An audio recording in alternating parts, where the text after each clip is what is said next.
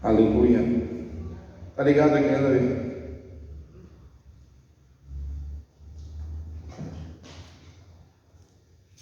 Jorge, Sebastião, Vitor, irmã Cecília, Ana também.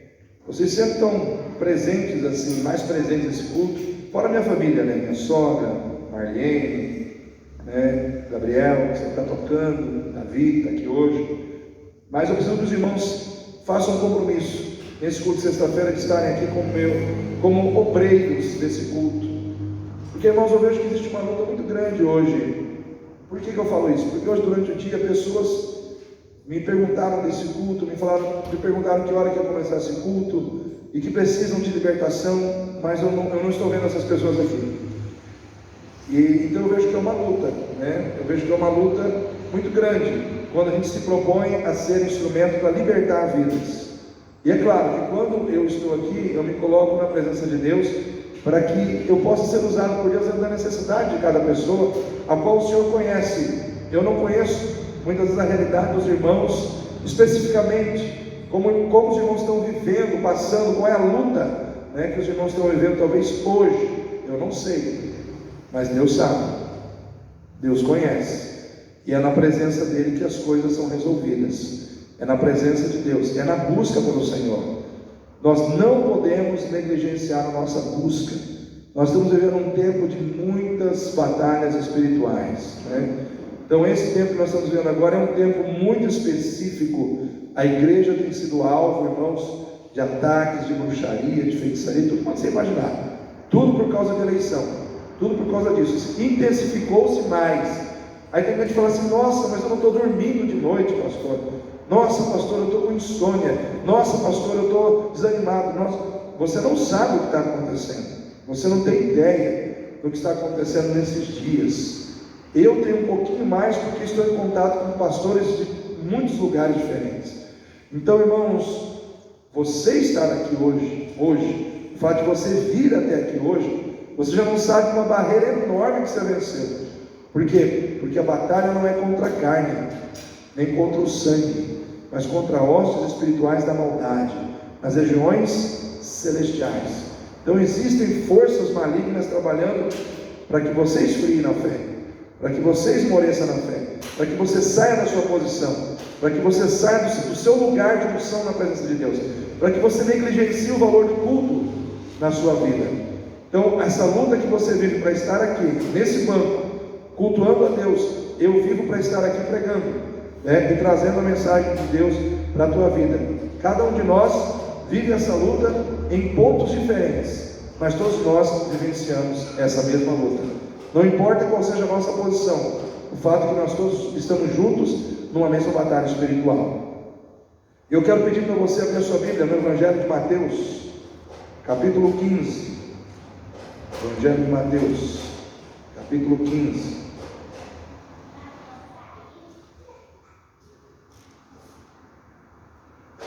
E nós vamos ver aqui a história de uma mulher que me chama muita atenção, no versículo 21. A mulher cananeia. Mateus, capítulo 15, versículo 21. Diz assim a palavra de Deus: E partindo Jesus dali, foi para as partes de Tiro e de Sidom. E eis que uma mulher cananeia, que saíra daquelas cercanias, clamou dizendo: Senhor, filho de Davi, tem misericórdia de mim, que minha filha está miseravelmente endemoniada. Mas ele não lhe respondeu palavra. E os seus discípulos, chegando a ele, rogaram-lhe dizendo: despede-a, que vem gritando atrás de nós. E respondendo, ele disse: eu não fui enviado senão as ovelhas perdidas da casa de Israel. Então chegou ela e o adorou, dizendo: Senhor, socorre-me. Ele, porém, respondendo, disse: não é bom pegar o pão dos filhos e deitá-lo aos cachorrinhos. E ela disse: sim, Senhor, mas também os cachorrinhos comem das migalhas que caem da mesa dos seus senhores. Então respondeu Jesus e disse-lhe: ó mulher, grande é a tua fé. Seja isso feito para contigo como tu desejas. E desde aquela hora a sua filha ficou sã. Amém, irmãos? Glórias ao nosso Deus. Uma mulher, irmãos, que não fazia parte do aprisco, vamos dizer assim, do povo de Deus, que não fazia parte da Sião de Deus, que não fazia parte do povo de Israel. Uma mulher sírio-fenícia, cananeia, uma grega. Diz a palavra que o Senhor, ele saiu de onde ele estava, ele saiu do território de Israel e foi para um lugar que não era pertencente a Israel. Ele foi para Tiro e para Sidom, ele foi para uma outra terra, ele foi para uma terra estranha. Alguns dizem que Jesus, ele saiu dali para descansar, porque ele estava no embate ali, alguns versículos antes do versículo 21, com os doutores da lei, e os doutores da lei estavam ali oprimindo Jesus, porque os seus discípulos não lavavam as mãos para comer, e os doutores da lei achavam que Jesus e seus discípulos estavam quebrando a lei, porque não lavavam a mão para comer. E Jesus começou a dizer: olha, não é o que entra pela boca do homem que o contamina, mas aquilo que sai do coração, porque do coração procedem os adultérios, do coração procedem os homicídios, os furtos, o roubo, a avareza e toda espécie de sentimentos e propósitos malignos saem do coração. Então Jesus estava naquele embate com os doutores da lei, e muitos dizem que Jesus foi para este lugar, tipo assim, para dar uma descansada. Mas quando ele chega lá, não tem como descansar. Todo mundo, Jesus chegava, a multidão já ia atrás dele.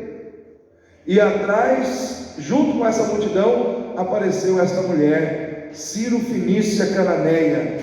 E a palavra de Deus nos ensina, irmãos, muitas coisas tremendas através da vida dessa mulher, que eu quero colocar no teu coração nessa noite, que Deus já colocou no meu coração. E a primeira verdade, o primeiro ensino que eu quero que você receba nessa noite acerca da vida dessa mulher, é que tem muitas pessoas que até podem andar com você, tem muitas pessoas que podem andar por você, mas ninguém pode andar por você. Existe uma caminhada que é sua. Pessoas podem até te ajudar a caminhar, mas existe uma caminhada que é sua. Existe uma tarefa que depende de você, é você que tem que fazer. Existe um caminhar de fé que precisa ser caminhado por você. Os pés que precisam caminhar por essa caminhada de fé tem que ser os seus pés. Você não pode terceirizar isso. Você não pode dizer: olha, irmã Cecília não pode falar assim: irmão Jorge, o irmão vai buscar por mim, porque eu vou ficar em casa, né? Então eu escolhi o irmão porque eu vejo que o irmão é um homem de Deus, é um homem que tem fé, e o irmão Jorge vai caminhar por mim. Não pode, irmãos, não tem como, porque a caminhada que a irmã Cecília tem que fazer, a caminhada de fé que ela precisa trilhar para que as coisas aconteçam na sua casa, precisa partir da sua vida. Amém? Assim como a caminhada do Jorge, para que Deus faça as coisas na sua casa, precisa partir da sua caminhada de fé em direção ao Senhor. Aquela mulher, irmãos, não fala o nome dela, não fala, irmãos, quantos amigos ela tinha, só fala de uma coisa: que aquela mulher deixou tudo e foi caminhando em direção a Jesus. Foi caminhando em direção a Jesus, mesmo com a filha endemoniada em casa. Porque pensa bem, você deixar uma filha endemoniada e ir buscar Jesus, é um risco dela sair e o demônio matar a filha. Mas ela não ficou, irmãos, paralisada. Ela disse: não, eu preciso caminhar, não vou pedir para ninguém no meu lugar, não vou pedir para ninguém fazer o que eu devo fazer. Poderia pedir para alguém ir no meu lugar e eu ficar aqui cuidando da minha filha, mas não, eu tenho que fazer isso. Eu preciso caminhar em direção a Jesus, eu preciso ir ao encontro dele. Irmãos, existe uma caminhada que você tem que fazer em direção ao Senhor, e o Senhor, Ele quer te honrar nessa caminhada. Amém? Eu quero dizer para você, querido, aquela mulher, ela não saiu frustrada da presença de Deus. Ela não saiu, irmãos, triste da presença de Deus. Ela não saiu desanimada da presença de Deus. Ela não saiu fracassada da presença de Deus. Ela saiu vitoriosa da presença de Deus. Ela saiu honrada da presença de Deus. Ela saiu, irmãos, cheia de alegria da presença de Deus. E eu quero dizer que é assim que você vai sair da presença de Deus nessa noite. Porque aquele que busca, encontra, aquele que pede, recebe, e aquele que bate, diz o Senhor, abrir-se-lhe-á a porta. Batei e abrir-se-vos-á, buscai e achareis, pedi e dar-se-vos-á. O Senhor, Ele tem um compromisso com quem busca, o Senhor tem um compromisso com quem bate, o Senhor tem um compromisso com quem pede, com quem não desiste, apesar dos problemas que tem que enfrentar. Aquela mulher tinha problemas, não fala se ela tinha marido, não fala se ela tinha família, só fala que ela estava sozinha com a filha endemoniada. Então a gente acredita que era a mãe e a filha, mas ela não desistiu de buscar ao Senhor e de colocar a sua fé no Senhor Jesus. Irmãos, era uma mulher que não fazia parte do povo de Deus, mas tinha conhecimento da fé em Cristo. Tinha conhecimento sobre o que era confiar em Jesus e como se achegar a Ele, porque, irmãos, nós vemos que essa mulher, ela usa frases que somente aqueles que conhecem a Jesus e sabiam quem Ele era, poderia usar. Um grego, irmãos, que adorava ídolos, imagens, deuses que representam os astros do céu, que representam, irmãos, a mitologia grega, para eles, nada significa filho de Davi. Esse termo não faz parte da linguagem de um grego, não faz parte da linguagem de um Ciro fenício, mas aquela mulher, ela chegou ali, Jesus, filho de Davi. Nós vamos falar um pouco sobre isso mais para frente, mas, irmãos, aquela mulher, ela buscou o Senhor. Aquela mulher, ela não se entregou ao problema. O problema de muitos crentes é que eles estão se entregando ao problema que está dentro da sua casa. O problema está dentro da minha casa, e aí você se entrega àquele problema, e você desiste de lutar por causa daquele problema, ou você desiste de buscar por causa daquele problema. Aquela mulher, ela propôs, com problema e tudo, com a dificuldade que eu tenho que enfrentar, nada vai me impedir de estar na presença do Senhor. Nada vai me impedir de estar com Jesus, nada vai me impedir de buscar a face dele. E por isso, irmãos, a igreja está aberta para que você tenha um lugar onde buscar a Deus. Porque muitas vezes, irmãos, nós falamos assim: eu posso buscar a Deus na minha casa? Pode. Você pode entrar no seu quarto, fechar a porta e falar com o Senhor. Isso está na palavra de Deus, é uma orientação bíblica. O próprio Senhor disse que você pode fazer. Mas muitas vezes a gente não tem força para fazer isso dentro da nossa casa.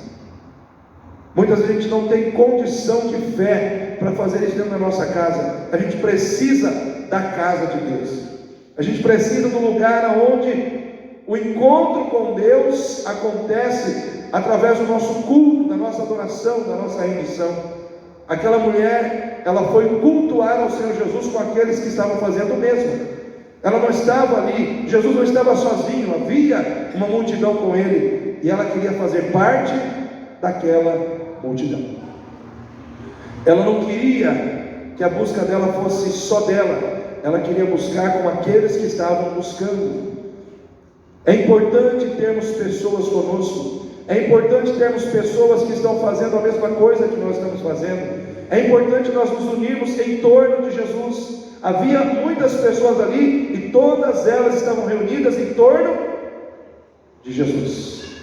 E é isso que acontece quando a gente diz que somos igreja.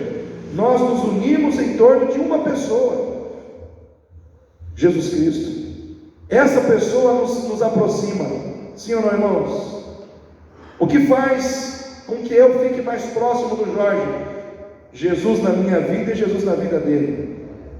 O que faz com que eu me aproxime mais da Cecília? Jesus na vida dela e Jesus na minha vida faz com que a gente se aproxime mais e comece a ter um relacionamento que vai trazer bênção para mim e bênção para ela, que vai trazer bênção para mim e bênção para o Jorge. Por quê? Porque nós estamos em torno de uma pessoa que é a fonte de todas as bênçãos, Jesus. Jesus. Ele é a fonte, é dele que flui a cura, é dele que flui o milagre, é dele que flui a libertação de Deus sobre a nossa vida. Por isso ele diz: eu sou a videira, vós sois os ramos, sem mim nada podeis fazer. Porque, irmãos, se nós não estivermos fixados nele, firmados nele, irmãos, nada conseguimos fazer, porque é dele que vem a vida. Assim como a videira alimenta os ramos, para que dos ramos possam nascer os frutos, assim Jesus, tudo aquilo que flui dele, a vida dele, o poder dele, a sabedoria dele, flui na nossa vida, para que a gente possa produzir o que Deus espera de nós. Deus quer que você produza, Deus quer que você seja um crente produtivo, mas nós temos que estar firmados no Mestre, temos que estar firmados em Jesus. E aquela mulher, irmãos, ela vai buscar ao Senhor com aqueles que já estão buscando. Às vezes nós precisamos resgatar isso no nosso coração, irmãos. Nós não podemos viver isolados, nós não podemos ficar sozinhos. Uma das grandes estratégias de Satanás para matar os crentes é isolar um longe do outro, porque quando estamos isolados, somos mais facilmente atingidos, mas quando nós estamos juntos, irmãos, um compartilha a dificuldade do outro, um compartilha a dor do outro, nós oramos uns pelos outros, nós intercedemos uns pelos outros, nós trocamos, irmãos, não somente a ação espiritual do Espírito Santo nas nossas vidas, nós trocamos afeto, nós trocamos amor, nós trocamos, irmãos, situações que também fortalecem a nossa alma. E aquela mulher precisava disso também na sua vida, naquele momento, e ela foi em busca do Senhor. Existe uma caminhada de fé que ninguém poderá caminhar por você. Você precisa dizer: eu vou caminhar, a minha caminhada de fé é minha. O compromisso de cultuar a Deus é meu compromisso. O compromisso de estar na igreja é o meu compromisso. Eu tenho que fazer essa caminhada. Por quê? Porque é nessa caminhada de fé com Jesus que eu vou ver o problema que está dentro da minha casa ir embora. É dentro dessa caminhada de fé com Jesus que eu vou ver o milagre de Jesus chegando na vida da minha família. É nessa caminhada de fé com Jesus que eu vou ver que as soluções que eu preciso para a minha vida e para a vida das pessoas que eu amo, elas vão se materializar, elas vão acontecer para a honra e glória do Senhor. Então você não pode desistir da sua caminhada de fé. Não peça para alguém caminhar por você, caminhe com Jesus. Porque muitos crentes estão acomodados hoje, irmãos, porque estão vivendo pela fé dos outros, pegando carona na espiritualidade dos outros, pegando carona, irmãos, no fervor dos outros. Isso não funciona. Nós temos que ter a nossa experiência com Deus, nós temos que buscar a Deus. É um tempo que cada crente precisa buscar a Deus muito na sua vida, porque não é só para termos bênçãos de Deus, mas é para estarmos com Ele, para sermos renovados nele, para sermos fortalecidos por Ele, para começarmos, irmãos, a vivermos mais alinhados com a vontade dEle. Nunca foi tão necessário a igreja hoje estar alinhada com a vontade de Deus, para viver o melhor de Deus. Nunca foi tão necessário, irmãos, o povo de Deus compreender a vontade de Deus, como nos dias de hoje. Só que muitos estão distantes da presença de Deus, porque desistiram da sua caminhada de fé com o Senhor. Você que está aqui hoje, você está caminhando na fé. Continue firme nesse propósito. Segundo, nem sempre nós teremos os melhores começos, mas nós podemos ter finais maravilhosos se não desistirmos no meio do caminho. Amém? Vou repetir, irmãos, nem sempre nós vamos ter os melhores começos da nossa vida. Às vezes o começo vai ser difícil, às vezes os começos são terríveis, é de choro, é de tristeza, é de luta, é de dor, é de enfermidade, é de problema. Às vezes os começos são assim, mas, irmãos, todo esse começo ruim, ele pode ser trocado por um final maravilhoso, de alegria, de cura, de vitória, de renovação, se nós não desistirmos no meio do caminho. Se a gente não desistir, porque aquela mulher, irmãos, o começo da vida dela não estava bom. Filha endemoniada. Quanto tempo aquela filha estava endemoniada? Não sei. Eu só sei de uma coisa: ela não ficou mais endemoniada. Quando a história dessa mulher termina aqui, ela termina com um final feliz. Ela não termina com um final triste, mas com um final feliz. Eu quero dizer para você, é possível nós escrevermos uma história com Deus que vai ter um final feliz, se a gente não for um desistente, né? É difícil falar, agora está todo mundo meio longe, né? Mas quem está do lado do outro fala assim: não desista. Não desista. Às vezes o nosso, vamos dizer assim, a nossa maior tentação é desistir. É desistir. Por quê? Porque a gente cansou. Por quê? Porque desanimou. Por quê? Porque me frustrei com pessoas. Irmãos, tudo isso vai acontecer na vida do crente. Na sua caminhada de fé, vai ter desânimo. Na sua caminhada de fé, vai ter cansaço. Na sua caminhada de fé, vai ter frustração e decepção com pessoas. Mas não desista. Amém? Aquela mulher foi buscar a Jesus, e quando ela chegou lá, os próprios discípulos de Jesus disseram: manda embora, Jesus. Manda embora, porque essa mulher está incomodando, né? Essa mulher está gritando demais na nossa cabeça. Afinal de contas, o Senhor já veio de lá, porque aqueles doutores da lei estavam azucrinando a nossa cabeça. Aí o Senhor vem para cá e agora aparece uma mulher gritando. E aí os discípulos falaram para Jesus: despede ela, Senhor, despede ela. Irmãos, existem dois entendimentos aqui.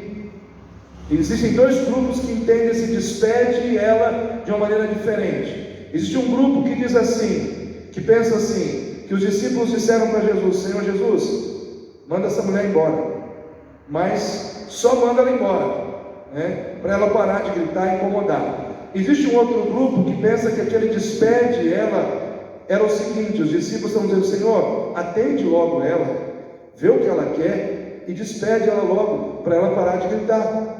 Então existem dois entendimentos sobre essa colocação do despedir a mulher. De uma forma ou de outra, a presença da mulher estava incomodando algumas pessoas.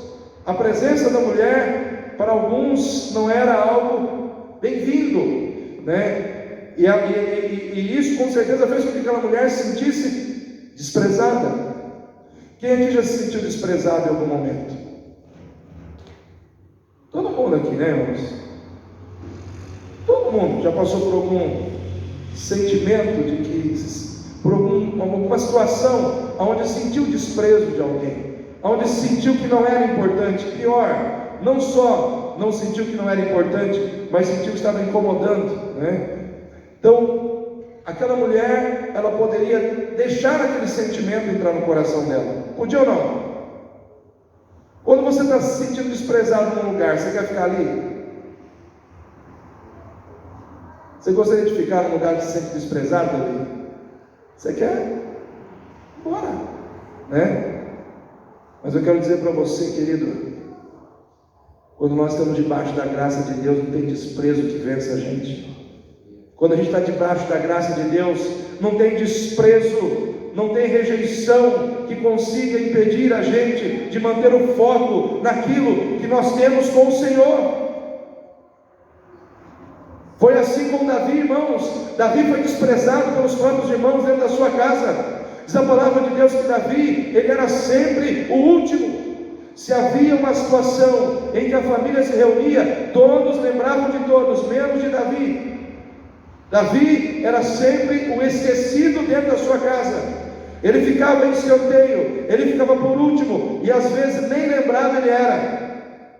E quando ele foi lá no campo de guerra levar comida para os seus irmãos, queijo para o capitão de 1000, e ele chega lá, naquele momento em que ele quer saber o que Golias disse, Por que todos estavam ali atemorizados diante de Golias? E ele começa a perguntar: o que esse homem está falando? O que aconteceu? O que o rei prometeu? O que está acontecendo aqui? Eliabe, o seu irmão, diz para ele: Davi, seu presunçoso, com quem você deixou as suas ovelhas? Vai embora, você não é bem-vindo aqui.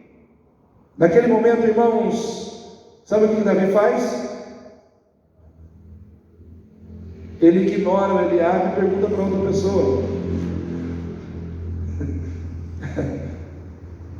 Ele ignora a crítica, ele ignora o desprezo, ele ignora a rejeição e diz: tudo bem, você não gosta de mim, mas tem alguém aqui que gosta, né? Ele concentrou a sua atenção naquele que poderia lhe dar atenção naquele momento, e aquela pessoa disse para ele tudo o que ele precisava saber, mas ele não saiu da batalha, ele não deixou o seu lugar na batalha, ele não saiu da sua posição. E porque ele não saiu, sabe o que aconteceu, irmãos? Quando ele saiu dali carregado nos ombros, ele saiu dali com a vitória na mão, ele saiu dali vitorioso. Por quê? Ele não perdeu o foco por causa do desprezo, por causa da crítica, por causa da rejeição. Ele permaneceu firme, ele permaneceu firme. Nem sempre os nossos começos são os melhores, mas os nossos finais podem ser maravilhosos se nós não desistirmos. Se Davi desistisse e fosse embora, irmãos, Golias não teria sido derrotado, o povo de Deus seria envergonhado, mas havia uma vitória para ser liberada ali naquele dia. Como existe uma vitória para ser liberada sobre a tua vida nessa noite, amém? Existe uma vitória de Deus para ser liberada sobre a tua casa, existe uma vitória para ser liberada sobre a Igreja Batista em Itatiaia, existe uma vitória para ser liberada sobre a tua vida hoje. Mas não desista, não desista. Não desista porque está difícil, não desista porque as pessoas se opõem, não desista porque veio desânimo, não desista porque veio cansaço, não desista, não desista, fique na sua posição. Nem sempre o não inicial de Deus verdadeiramente é o que Deus quer fazer por você. Às vezes parece que Deus está dizendo não para nós, mas nós temos que continuar acreditando que o não pode virar um sim. Não tem uma frase que diz assim: o não eu já tenho, eu tenho que ir atrás do sim. Quantos lembram aqui do leproso, né? Diz a palavra de Deus que o leproso estava leproso, e ele chegou diante de Jesus, adorou, disse: Senhor, se tu quiseres, o Senhor pode me tornar limpo. O que o Senhor disse? Eu quero, seja limpo. Aquele homem, se ele não fosse buscar o sim de Deus, ele ia continuar com o não de Deus, que representava uma vida leprosa até o fim dos seus dias. Mas ele acreditou que Deus poderia dizer sim para ele. Eu quero dizer para você nessa noite: Deus pode dizer sim para você hoje. Deus pode dizer sim para você hoje. Deus pode dizer sim para o seu clamor. Deus pode dizer sim para a sua necessidade hoje. Deus pode dizer sim para você, mas você tem que insistir. Uma coisa é você vencer. Eu acho extraordinária a fé dessa mulher, porque ela teve que vencer o obstáculo do desprezo das pessoas primeiro, mas depois ela teve que vencer o silêncio de Deus. Ela teve que vencer o aparente não de Deus, mas ela continuou firme, ela continuou insistindo, ela continuou buscando, ela continuou dizendo: não vou perder o foco, eu só saio daqui com um milagre na vida da minha filha, eu só saio daqui com um milagre. Irmãos, a gente tem que vir para a igreja com esse coração. Eu só vou sair por aquela porta ali com um milagre, ou por aquela, não sei qual porta você vai sair. Eu só vou sair daqui com o milagre na minha vida. A gente tem que ter esse coração, irmãos. A gente tem que ter esse coração dentro de nós, porque a fé verdadeira, ela é respaldada por atitudes corajosas. Dizer eu tenho fé, até o diabo diz. A Bíblia diz que o diabo tem fé e treme, não passa disso. Mas quem tem fé tem atitudes de fé. Quem tem fé tem atitudes de fé. Não se deixa intimidar pelos obstáculos, não se intimida com as afrontas, não perde o foco, mesmo quando Deus está em silêncio para a sua vida.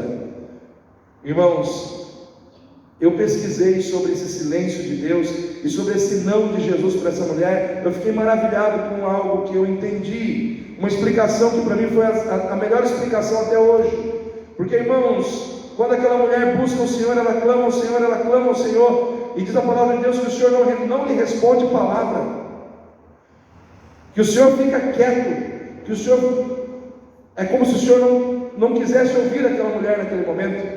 E depois, quando aquela mulher, irmãos, é ouvida, o Senhor para falar com ela. Ele diz: eu não vim senão as ovelhas perdidas da casa de Israel. E não é lícito que primeiro que eu pegue os pães dos filhos e lance aos cachorrinhos. Então dá a impressão ali que aparentemente Jesus não queria atender aquela mulher. Se a gente for olhar esse diálogo, essa conversa, dá essa impressão que Jesus estava dificultando o atendimento daquela mulher. Só que eu fui entender algo muito interessante, irmãos. Aí eu volto àquilo que eu disse agora há pouco, que aquela mulher, ela era sírio-fenícia, amém? Ela era cananeia, ela era grega. Começa por aí. Então, uma mulher grega, sírio-fenícia, cananeia, Jesus era judeu, ele era considerado o rei dos judeus.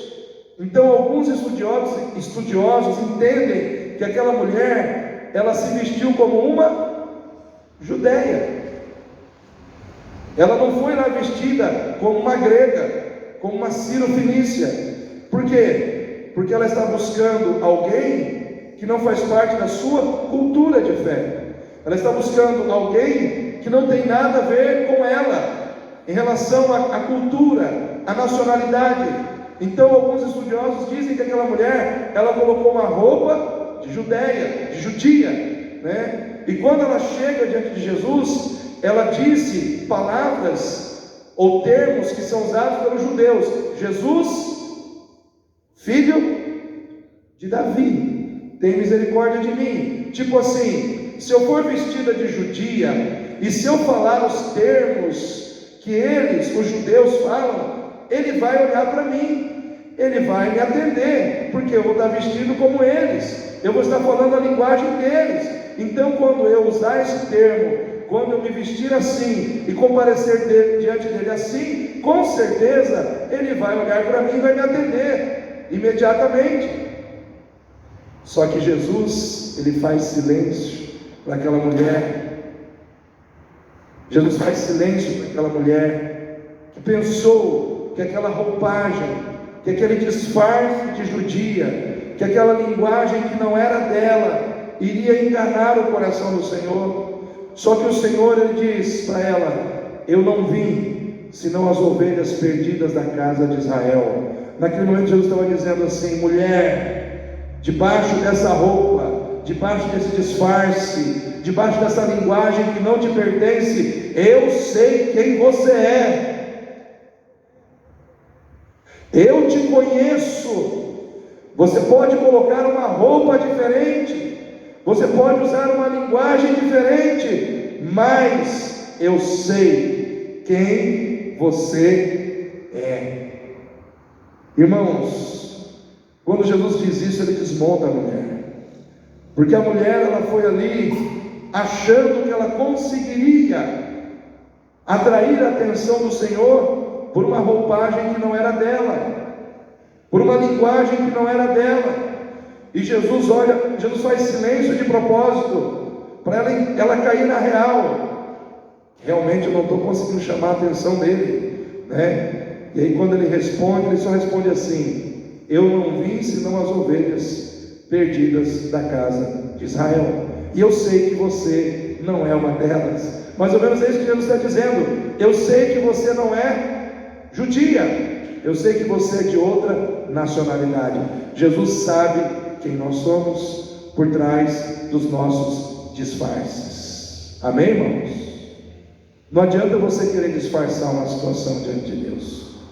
Não adianta você querer disfarçar que você está bem quando você está mal. Não adianta você querer disfarçar algo para o Senhor, ou tentar chamar a atenção do Senhor com frases bonitas, com um sorriso aparentemente bonito de que tudo está bem, quando Ele sabe que você não está bem.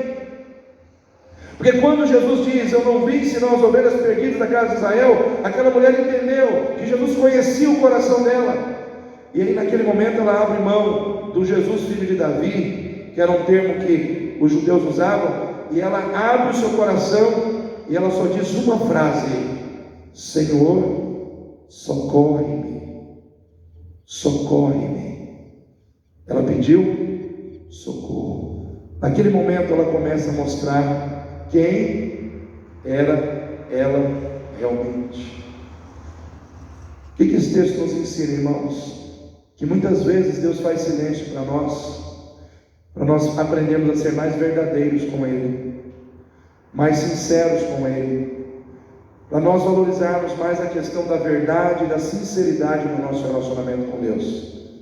Às vezes Deus quer que a gente seja mais sincero, mais verdadeiro, que a gente não fique maquiando as coisas, que a gente chegue e rasgue o nosso coração diante do Senhor. O que você tem que colocar diante do Senhor? Qual é o pedido de socorro que você tem que apresentar diante de Deus essa noite? Qual é o clamor que está dentro de você e que muitas vezes você não põe para fora? É chegada a hora de você dizer: Senhor, socorre-me, me ajuda, porque eu estou desesperado, aflito, angustiado na minha alma. Às vezes você tem que colocar para fora o que muitas vezes está escondido dentro de você. Segundo, às vezes Deus faz silêncio para ensinar você a perseverar. Nós falamos agora há pouco, não desista. O contrário de desistir é perseverar.